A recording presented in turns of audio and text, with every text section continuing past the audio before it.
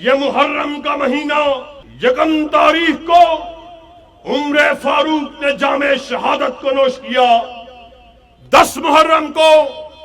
موسیٰ کلیم علیہ السلام نے فرعون سے نجات کو حاصل کیا، اور 10 ہی کو نواسہ رسول، جگر گوشہ بطول، علی کے نور نظر، فاطمہ کے لخت جگر نے جام شہادت کو نوش کیا، اور تم یہاں پر حب اہل بیت کی آڑ میں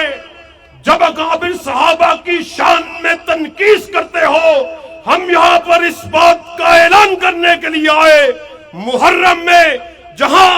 حسنین کریمین حسن و حسین کی عظمت کے پھریرے کو لہرایا جائے گا، علی کی تلوار کا تذکرہ کیا جائے گا، وہاں پر اللہ کے فضل و کرم سے ابو بکر کی صداقت کے جھنڈے کو لہرایا جائے گا،